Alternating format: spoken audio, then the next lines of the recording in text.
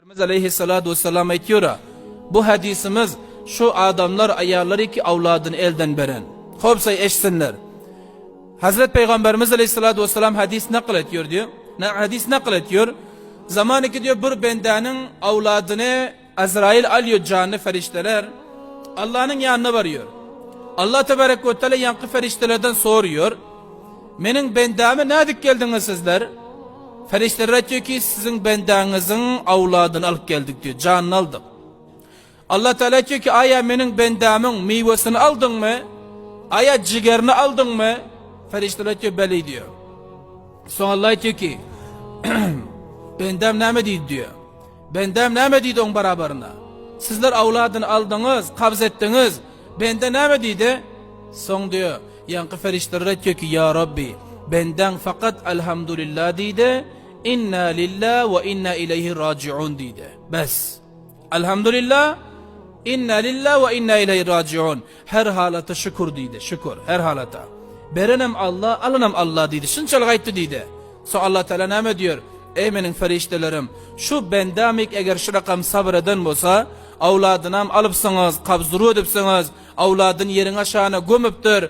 Bazen elhamdülillah bilen inna lillah ve inna ileyhi raciun deyiptir. Onda şuna cennette bir kasır kurşan, kasırın adına Beytül Hamd koyun deydi qaram. Kasırın adına Beytül Hamd koyun.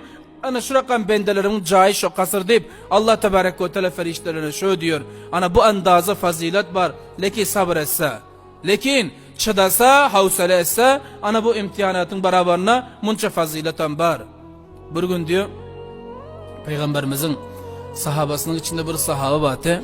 Peygamberimiz Aleyhisselam'ın sahabalarının içinde sahaba vardı. Bu bir sahabanın avladı vardı maydacık oğlandı. Haliyen bilesine çabalap yürüyordu da. Son diyor şu sahabi şu oğlun beter yakşı görüyordu avladını. Şunca yakşı görüyordu.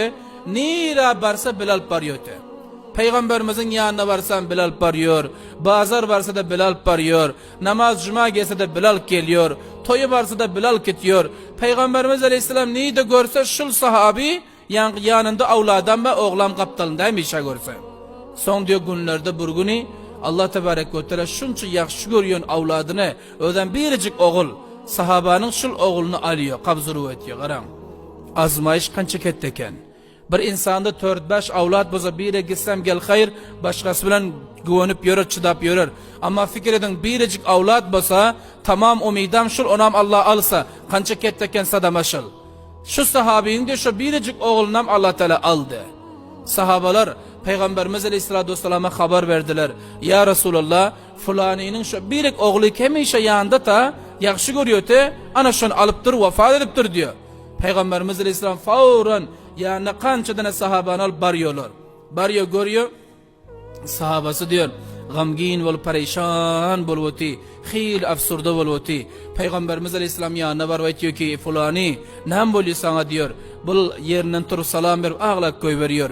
Aytıyor ya Resulullah sallallahu aleyhi ve sellem. Barcada ama birik oğlum batı. Men şuna güvenip yürüyordum. Yakşı görüp yürüyordum. Allah Teala aşılam gerekli oldu. Aldı menden. Xeyli men hasta diyor. Xeyli yüreğim kebabu bihi ciger hundi böde baytıyor. Peygamberimiz Aleyhisselatü Vesselam sahabasına diyor ki ey fulani diyor. Ey fulani diyor. Aya sen razı değil mi diyor. Kıyamet gününde Allah Tebarek ve Teala hem insanlara dozağa gitmekligeyden, cennete gitmekligeyden ve senin oğlun olsa cennete gitmeklige farman bolan. Allah Teala taraftan oğluna aydılıyor ki cennete girin de. Oğluna diyor ki yok, atam inem cennete varmasa men ne adı parayın diye diyor. Yine bana aydılıyor oğluna ki cennete girin de. Oğluna diyor ki atam inem cennete gitmese men ne adı kideyin. 3 mertebe yankı sen oğluna aydılar ki cennete gir ama ol sen sorap durur. Sen ayalın sorap durur. Ta inki Allah Teala onu hoş edip senin bile cennete iyi vermese koymuyor. Ana şöyle Peygamberimiz Aleyhisselatü Vesselam bu sahaba teselli verdi. Ayeti ki sayı ki dünyada elden verdin. Lakin sana şefaat ederdiydi. Senin cennetine varmaklığa, cennete varmaklığa sana muhayyalık boldu. Sana tayyarlık boldu. Sen cennete alıp barar şefaat eder deyip Peygamberimiz sahabasına gönlük verdiler. Son kaptalda duran sahabalar etti ki lehu khasatan amli kullina. Ya Resulullah dediler şu fazilet aya bir şuna mi ya bizlere de var mı dedi.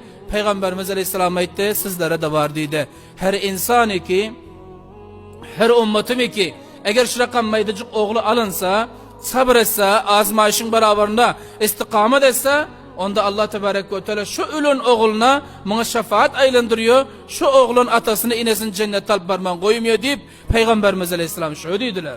Karan kança fazilet bol. Beter ketteken fazilet bol. Peygamberimiz Aleyhisselam yeni bir hadisi var. Cenab-ı Resulullah Aleyhisselatü Vesselam aytiyorlar, ne diyor? İnne sıkta le yuragamu rabbahu idha adghala abavayhin nara. Bulhu sıktın gurrunu Peygamberimiz ne diyor? Sıkıt deyip şol babacıga ki hali natamam dünya gelen. Ayal on düşüren.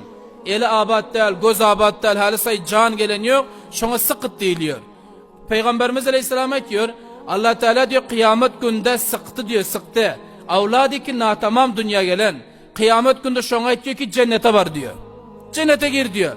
Yankı sıkıt cagaz cinin babek garak görüyor ki ata inesi duzaka baracak bulutir. Duzaka baracak bulutir. Allah Tebarek ve Teala bile uruşuyor diyor. Yankı sıkıt.